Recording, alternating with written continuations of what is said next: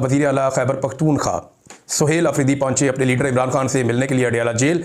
उनके पास अदालती अहकामात थे और अदालत ने यह ऑर्डर दिया हुआ था कि अदालती अहकामात के मुताबिक इनकी मुलाकात करवाई जाए इमरान खान से जेल में। लेकिन छठी मरतबा भी अदालती अहकामात को बूटों तले रौंद दिया गया और ये फैसला किया गया कि मुलाकात नहीं करवानी। तो 6 मरतबा एक शख्स पहुंचा अदालत में। वो लगातार हर हफ्ते अदालत जा रहा है और अदालत के अलावा वो अडयाला जेल जा रहा है और लगातार जा रहा है और फैसला अदालत का लेकर जा रहा है, लेकिन इसके बावजूद उसको मिलने नहीं दिया जा रहा।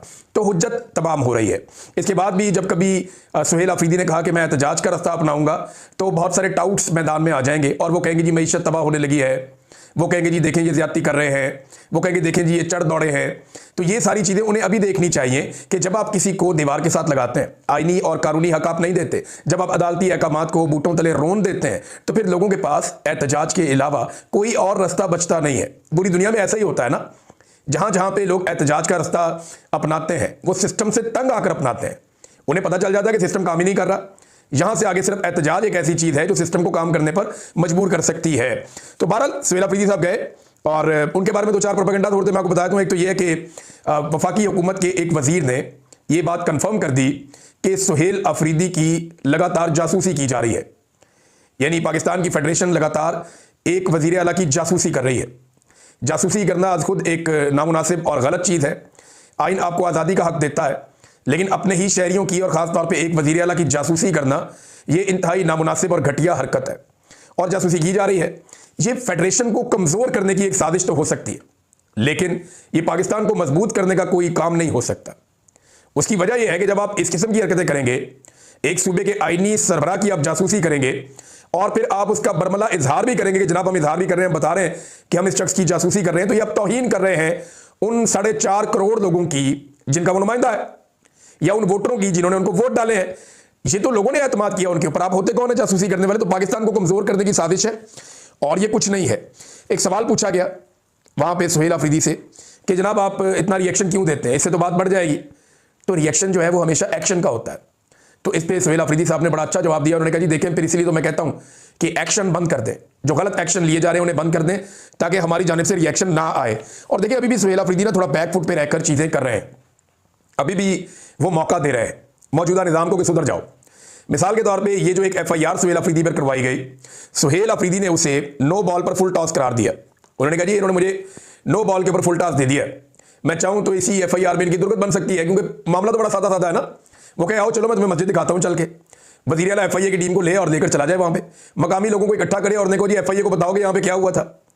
FIA के अफसरान के सामने बंदे लाकर पेश करें जो बताएं जनाब कि कुत्ते वाली स्टोरी क्या थी और मसाजिद पे कब्जे वाली स्टोरी क्या थी और मकामी लोग किस वजह से एहतजाज कर रहे थे। तो ये बात का बतंगड़ बन जाएगा और बात फिर काबू से निकल जाएगी।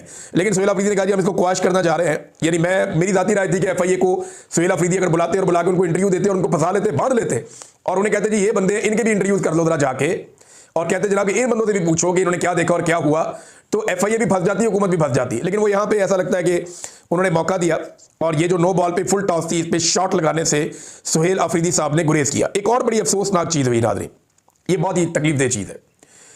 देखिए ये जो खैबर पख्तूनख्वा में जरगा बुलाया गया था ना, ये हुकूमत ने बुलाया था और स्पीकर ने बाकायदा सबको इकट्ठा किया था। एक मुल्क के अंदर ना अलग अलग तरह के लोग रहते हैं, अलग अलग शनाख्त के लोग रहते हैं, उनकी अलग अलग सोच होती है और किसी भी जमहूरी मुल्क में इस बात की इजाज़त होती है कि आप अपनी अपनी सोच के मुताबिक अपनी ज़िंदगी गुजार सकते हैं। चंद चीज़ें जिनको आप नहीं छेड़ सकते वो आइन के अंदर दर्ज होती हैं। मिसाल के तौर पे आप पाकिस्तान की नज़रियाती असास के खिलाफ नहीं जा सकते, आप यहाँ पे मजहबी रवादारी आपको रखनी पड़ेगी। चंद चीज़ें होती हैं जो आपकी लिमिट्स हैं, उनको आप क्रॉस नहीं करते। उसके अलावा आप अपना कोई भी नज़रिया रख सकते हैं। आप किसी भी पोलिटिकल लीडर को अच्छा या बुरा कह सकते हैं, तारीखी वाक़यात और हक़ाइक़ को आप अपनी मर्जी से बयान कर सकते हैं कि जनाब मुझे लगता है वो ऐसे नहीं ऐसे हुआ था। ये डेमोक्रेसी में इसकी इजाज़त होती है, दुनिया भर के ममालिक में इजाज़त है, हर तरह की डिबेट होती है पूरी दुनिया में। अब ये डिबेट के लिए जब बुलाया गया जरगा में, तो PTM के जो 2 लोग वहां पे आए थे वो कौमी तराने पर खड़े नहीं हुए। मुझे ज़ाती तौर पे इस पर अफसोस हुआ। यानी पूरी दुनिया में जाते हैं, आज भी अभी मैं यहाँ से जाऊँगा, एक प्रोग्राम होगा वहाँ स्पेशली मैंने उन्हें कहा कि जैसे ही नात रसूल मकबूल सल्लल्लाहु अलैहि वसल्लम हो तो आपने उसके बाद कौमी तराना पाकिस्तान का जो है वो चलाना है, उससे हमें बड़ी एनर्जी मिलती है। तो अच्छा लगता है, हम सारे खड़े हो जाते हैं, ओवरसीज है जितने वहाँ वो खड़े हो जाते हैं और कई ऐसे लोग जो पाकिस्तानी नहीं भी होते वो भी खड़े हो जाते हैं। मुझे ज़ाती तौर पर अच्छा नहीं लगा जब PTM के लोग खड़े नहीं हुए कौमी तराने पर, मुझे नहीं अच्छा लगा। लेकिन एक बात है कि क्या उसकी बुनियाद पे उन्हें अगवा कर लेना चाहिए? यही तो चीज़ें हैं जिन पे डिबेट करनी है। वो बोलते हैं हम नहीं खड़े हो रहे, वो बोलते हैं हम नहीं खड़े हो रहे, हम कहते हैं जी खड़े होना चाहिए ना। हमें रवादारी एक दूसरे की रखनी चाहिए। अफगानिस्तान का कौमी तराना होगा, मैं तब भी खड़ा हो जाऊंगा। यूनाइटेड स्टेट्स का होगा, मैं वहां पे मौजूद होऊंगा, वो सारे लोग एहतरामन खड़े होंगे, मैं भी उनके एहतराम में खड़ा हो जाऊंगा। हर एक के लिए आपको रवादारी की कैफियत रखनी पड़ती है ना। आप जहां मौजूद होते हैं वहां के लोगों की दिलादारी आप नहीं करते। तो पीटीएम के जो वहां पे दो साथी आए, उन्होंने नामुनासिब रवैया रखा, लेकिन उसके बाद जब वो वहां से निकले तो उन्हें अगवा कर दिया गया। अब ये इंतहाई बेइज्जती की बात है खैबर पख्तूनख्वा की हुकूमत के लिए भी और खैबर पख्तूनख्वा के सूबे के लिए भी, कि दो लोगों को आपने बुलाया, वो आपकी गारंटी पे आए। यानी जब वो आए जरगे में तो उन लोगों को तो पता है कि उनके साथ पीटीएम के लोगों के साथ हालात बड़े सख्त रहते हैं, इन्हें गिरफ्तार भी कर दिया जाता है, वो बेचारे छुपे रहते हैं, उनके अलग अलग मामलात हैं। कुछ लोग उनके मंजरेआम पे रहते हैं, कुछ नहीं रह पाते, उनके कुछ लोग जो है माजी में मारे भी गए, और कुछ लोग जो हैं वो बड़ी सख्तियां और मुश्किलात बर्दाश्त भी करते रहे। अली वजीर उनमें से एक है। अब ये लोग जो पीटीएम के आए, ये वहां से जरगे से जब निकले तो इन्हें अगवा कर लिया गया। अब वो गायब है, उनका पता कुछ नहीं है। और ये सुहेल अफरीदी साहब ने भी कहा, गुलजफर खान साहब ने भी कहा, ये नामुनासिब रवैया है। वो हमारे मेहमान थे। देखिए, जब आप जरगे में किसी को बुलाते हैं ना, तो आप मामलात को हल करने के लिए बुलाते हैं, आप इख्तलाफात को खत्म करने के लिए बुलाते हैं, आप एक मुश्तरका लाएअमल बनाने के लिए बुलाते हैं।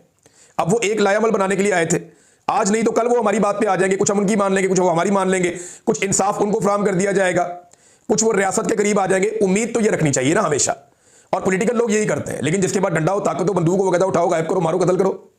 तो इस तरह तो मुल्क नहीं चलता ना, इस तरह तो डिबेट नहीं होती।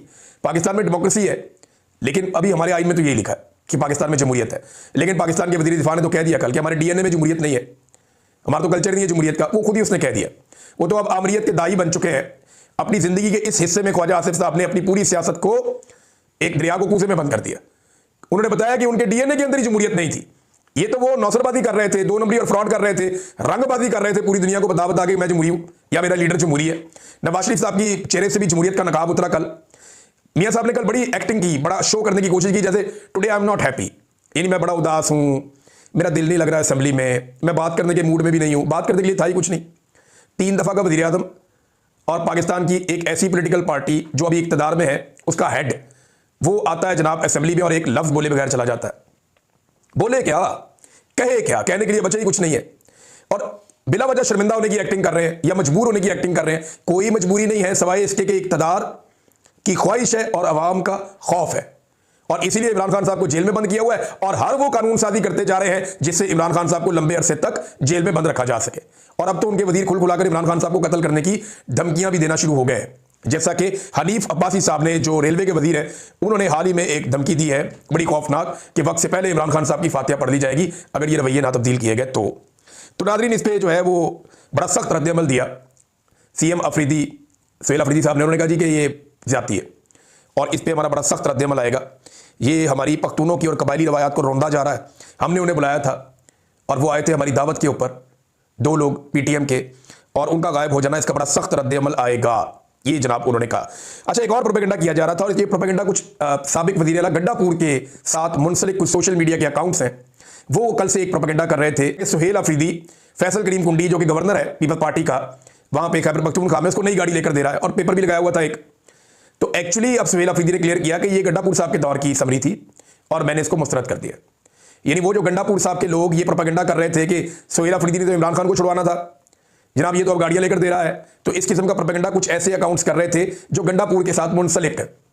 अब वो जो अकाउंट है वो खुलकर सामने आ गया। मैंने को बताया था कि सुहेल अफरीदी के खिलाफ पार्टी के अंदर से बड़ी साजिश होनी है। आजकल बड़ी गेम तैयार की जा रही है, बंदे तैयार हो रहे हैं कि सुहेल अफरीदी के खिलाफ प्रोपेगेंडा बड़ा करना कैसे है। तो मैं अब इतना ही आपको कहूंगा, ज्यादा बात मैं आपके सामने नहीं करता, कि गंडापुर साहब से मुंसलिक ये सोशल मीडिया के अकाउंट्स थे, वो हमेशा उनकी तारीफें करते हैं। उन्होंने ये इल्जाम लगाया था, तो दूसरी जानिब से जवाब यह आया कि ये गंडापुर साहब के दौर में ही गाड़ी दी जा रही थी, हमने इसको मुस्तरद कर दिया है। नाज़रीन, बैनुल-अक़वामी मीडिया ने कैसे रिपोर्ट किया एक्सटेंशन के मामले को और ये इस्तिस्ना के मामले को, लेकिन पाकिस्तान के मीडिया ने तो इसको ऐसे रिपोर्ट किया जैसे रिपोर्ट ही नहीं किया। मीडिया बात करता है कि जरदारी को ताहयात इस्तिस्ना क्यों मिल रहा है। मीडिया बात करता है कि जनाब ये अदलिया के साथ क्या हो गया, अदलिया को तबाह बर्बाद कर दिया। इन चीज़ों में बात करता है। 243 पर बात करने की किसी मीडिया वाले को इजाज़त नहीं है, खुलकर इस पर बात ही नहीं कर सकते। आर्मी चीफ को जो चीज़ें मिल गई हैं, इसके ऊपर एक बड़ा ज़बरदस्त पंफलेट जारी किया गया है सोशल मीडिया पे, और इसके अंदर सारी तफसीलात हैं। जो चीज़ें मिली हैं वो क्या है। 27वीं गैर आईडी तरमीम, फर्द वाहिद का बिला एहतसाब, मुतलक इक़्तिदार और इख्तियार। आइंदा आने वाले आर्मी चीफ के लिए जो मुमकिन अहदाफ होंगे, वो क्या किया करेगा जब नया आर्मी चीफ आया करेगा।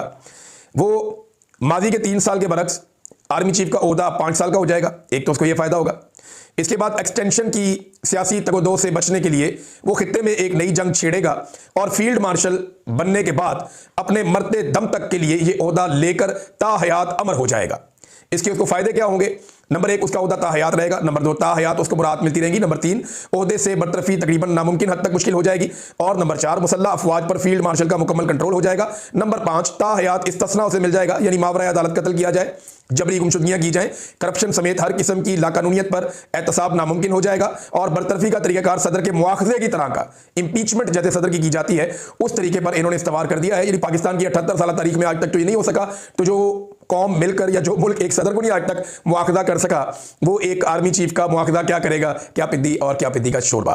और ओहदे से बरतरफी के लिए दोनों ऐवानों की 2/3 अक्सरियत दरकार होगी, जो कभी भी किसी भी जमात को नहीं लेने दी जाएगी। ये तो एस्टेब्लिशमेंट ने अब सोच रखा है। तो नाज़रीन, बैनुल अक़वामी मीडिया इसे कैसे रिपोर्ट करे? तो हमारा मीडिया तो ऐसे रिपोर्ट कर रहा है ना। बैनुल अक़वामी मीडिया इसको लाइफ एक्सटेंशन, लाइफ इम्यूनिटी का नाम दे रहा है।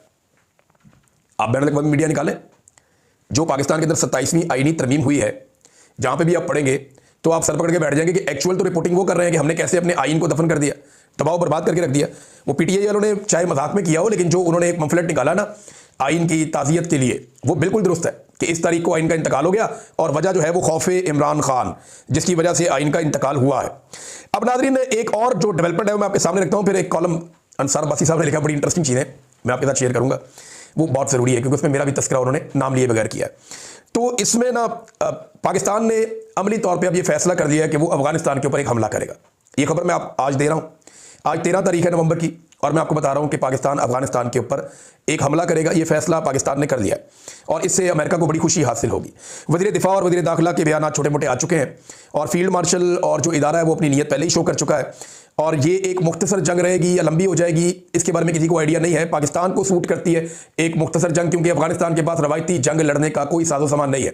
ना उनके पास एयरफोर्स है, ना उनके पास जदीद मिसाइल सिस्टम्स हैं कि वो पाकिस्तानी फौज का मुकाबला कर सकें। लेकिन लंबी जंग के अंदर, गुरिल्ला जंग के अंदर, वो इंटरनल नुकसान कर सकते हैं, अंदरूनी नुकसान कर सकते हैं, जो उनका एक पुराना तरीकाकार है। जैसे वो नेटो के साथ लड़े हैं बड़ा लंबा अरसा, तो क्या वो सालों तक इसको खींच लेंगे? ये एक बड़ा सवाल है। लेकिन अगर वो इसको सालों तक नहीं खींचते लड़ाई को, तो उसके पीछे एक रीज़न ये भी हो सकता है कि अमेरिका बीच में पड़ जाएगा और चाइना बीच में पड़ जाएगा। चाइना को पाकिस्तान और अफगानिस्तान की जंग इस वक्त सूट नहीं करती, और ना ही रशिया ये चाहेगा कि यहाँ पे एक नई जंग लग जाए। तो अफगानिस्तान को कोई सपोर्ट एज सच मुझे नहीं लगता कि चाइना या रशिया के अलावा कहीं से मिलेगी, क्योंकि अमेरिकन तो वैसे ही उनसे बग्राम एयरबेस मांग रहे हैं। अगर वो उन्हें वो एयरबेस दे देते हैं तो शायद पाकिस्तान के जो भारी हथियार हैं उनसे वो बच पाए। लेकिन पाकिस्तान का इसमें ज़्यादा फायदा होगा या नुकसान होगा? देखिए, पाकिस्तान कोशिश ये करेगा कि दहशतगर्दी जो अफगानिस्तान से आ रही है, इंडिया उसको स्पॉन्सर कर रहा है बकौल पाकिस्तानी गवर्नमेंट के, उसको रोका जाए बॉर्डर से उस तरफ, वो इधर ना आए।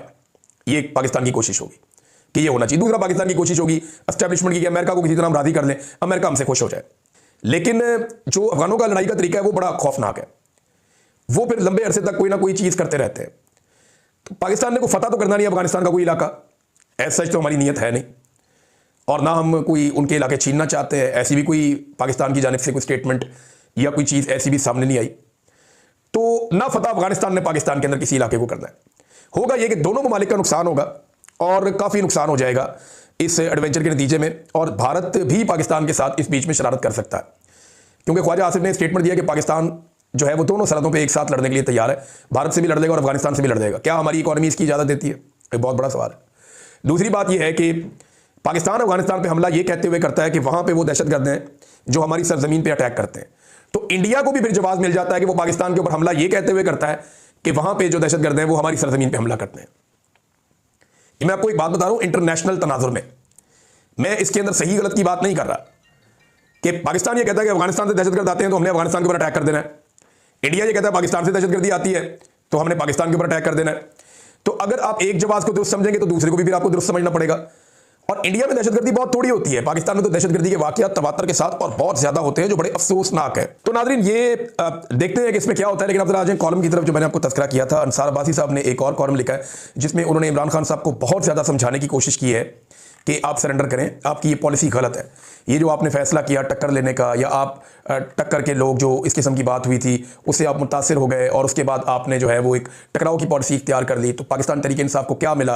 आपकी मकबूलियत होने के बावजूद आपको कबूलियत नहीं मिली, और आपने जो तसादुम हुआ, जो एक नफरत को हवा दी गई और जो सोशल मीडिया के ऊपर नफरत फैली, तो इससे पीटीआई तबाह बर्बाद हो गई। इमरान खान साहब अपना मौक़िफ़ तब्दील करें, नॉर्मल किस्म की सियासत जो बाकी जमातें करती हैं उस तरह करें और फिर अपने लिए रास्ता बनाएं। तो अंसार अब्बासी साहब ये बातें कर रहे हैं। देखिए, मैंने ना अंसार अब्बासी साहब के कॉलम में, क्योंकि उन्होंने मेरे एक जुमले का तस्करा किया कि उन्होंने मेरी तकरीर से, इमरान खान साहब ने मेरे मौक़िफ़ से मुतासिर होकर ये वाली पॉलिसी अपना ली। तो अब्बासी साहब इमरान खान लीडर है, वो नवाज शरीफ साहब की तरह नहीं है कि आप लोगों से मशवरा करके वो अपनी कोई ओपिनियन बना लेते हैं। मियाँ साहब, इमरान खान को अपनी ओपिनियन बनाने के लिए किसी दानश्वर की, किसी तकरीर करने वाले की, किसी मोटिवेशनल स्पीकर की ज़रूरत नहीं है। आपने अपनी ज़िंदगी में इतनी किताबों के नाम नहीं याद रखे होंगे जितनी किताबें उसने पढ़ ली हैं।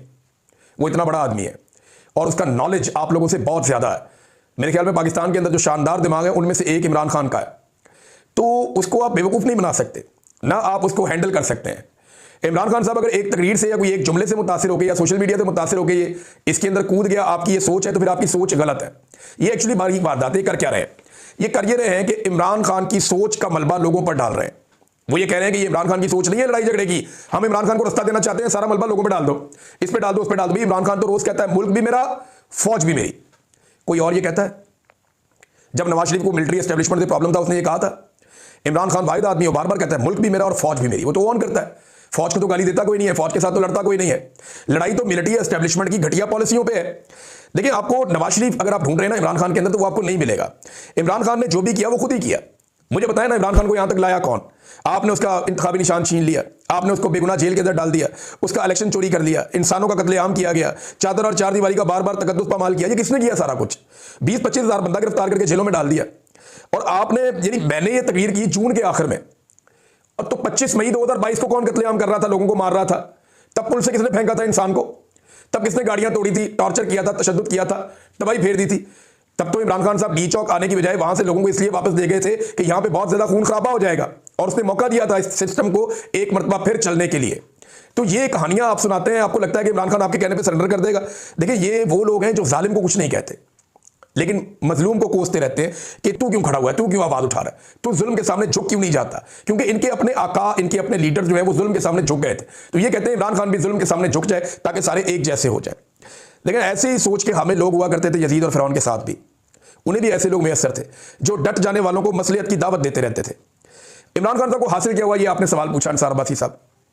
आज वो तारीख का सबसे मकबूल तरीन लीडर है, उसका मुकाबला नहीं हो रहा। पाकिस्तान में इस लेवल का मकबूल लीडर नहीं था, ये उसको हासिल हुआ। नंबर 2, पाकिस्तानियों को जो शऊर हासिल हुआ, पाकिस्तानियों को एग्जैक्टली पता है कि पाकिस्तान के साथ किसने क्या किया। ना सिर्फ वो तारीख को जानते हैं बल्कि उसके हवाले देते हैं आप।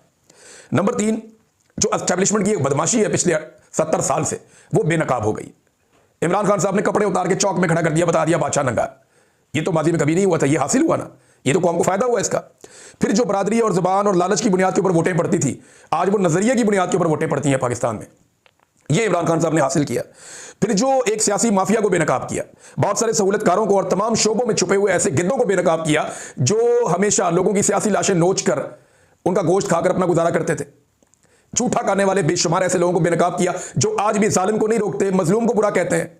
ये इमरान खान ने किया और बेशुमार चीजें इमरान खान साहब ने हासिल की हैं। सोशल मीडिया की नफरत और गालम गलोच, ये तो सारी पॉलिटिकल पार्टीज में। अंसार अब्बासी साहब, आपको पाकिस्तान तहरीक इंसाफ के लोग शिकवा गिला करते होंगे, तो मुझे बाकी सारी पॉलिटिकल पार्टी के लोग करते हैं, कभी कभी पीटीआई के लोग भी करते हैं। ये तो हर पॉलिटिकल पार्टी के अंदर थोड़े बहुत लोग हर पॉलिटिकल पार्टी के अंदर होते हैं जो बदज़बान होते हैं। वो आपके मुआशरे का प्रॉब्लम है, वो लीडरशिप का नहीं है।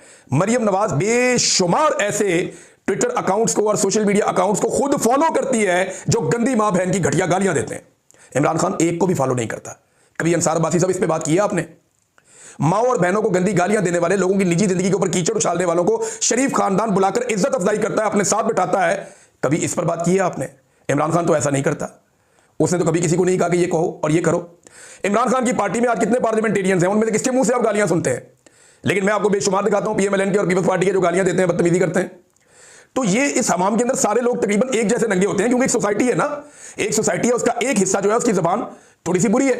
तो वो जो एक हिस्सा जिसकी जुबान बुरी है, जिसको किसी सूरत भी जस्टिफाई नहीं किया जा सकता, वो हिस्सा सारी पॉलिटिकल पार्टी के अंदर है थोड़ा बहुत। आप किसी एक पॉलिटिकल पार्टी को निशाना नहीं बना सकते। ये बारीक वारदात है जो आप लोग डालते हैं। आप देख लें जाकर कौन लोग गालियां देते हैं। और क्यों गालियां देते हैं आपको समझ आ जाएगी। अरशद शरीफ की लाश का मजाक कौन लोग उड़ा रहे थे? खुदा का नाम ले अंसार बासी साहब, वहां पे आपकी जबान नहीं खुलती। वजह सिर्फ एक है, ये लोग चाहते हैं कि क्योंकि नवाज शरीफ ने सरेंडर किया था तो इमरान खान भी सरेंडर कर दे। भाई मियां साहब ने सरेंडर करके इक्तदार ले लिया, इमरान खान साहब कहता है मुझे नहीं चाहिए फिलहाल। और अगर वो सरेंडर नहीं कर रहा तो ये तो अच्छी बात है कि पाकिस्तानी कम से कम इस एक अजाब से तो जान छूट जाएगी कि बंद कमरों के फैसले करो, मुल्क को जैसे मर्जी चलाओ।